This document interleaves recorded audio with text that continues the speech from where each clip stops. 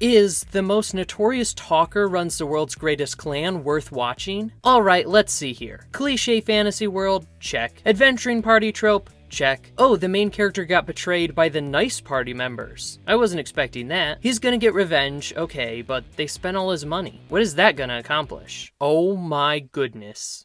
He just sold them into slavery. And we're back to the tropes of the fan service character. Okay. The most notorious talker runs the world's greatest clan is a bit good, a bit generic, and a bit cringe. So let's get into it deeper to see if it's worth watching for you. The main plot centers around Noel Stollen, an extremely easy name to remember because it's said about 100,000 times during its 12-episode run. Noel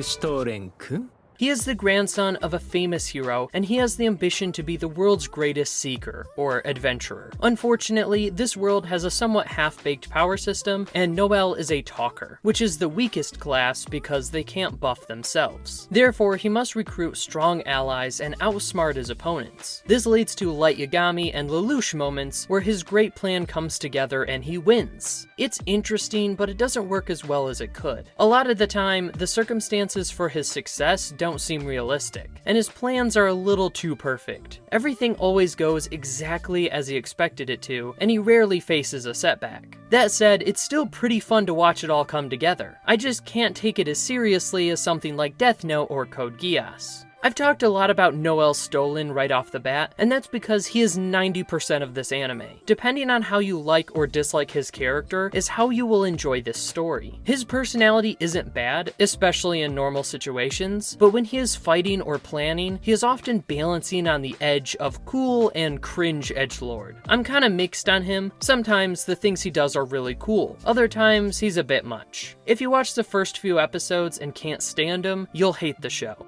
Beyond Stollen, there's not a lot special about this story. The plot itself is fairly predictable, which Noel makes full use of, but it's also paced well, so I never got bored. The world building is alright, it's got some depth, but it's nothing great. Finally, beyond Noel, the characters are mostly forgettable. The interactions between the members of all the different parties are pretty good. Stollen's group specifically gets more interesting as more members join, which creates a new dynamic each time. But none of the characters really stand out on their own. The most notable character besides Noel is Alma. She is a major character with an interesting backstory, powerful abilities, and a unique personality. She's also the fan service character. Thankfully, they don't put a bunch of lame gags about her clothes falling off or anything, and there's generally not a lot of fan service in the show, besides for her outfit of course, but instead, they do something kinda worse. For some reason, she has a weird step-sibling fetish for Noel, who wants nothing to do with her in that way, and a few times she just straight up assaults him. It doesn't really feel authentic to her character, it feels extremely forced, but it's basically forgotten about in later episodes.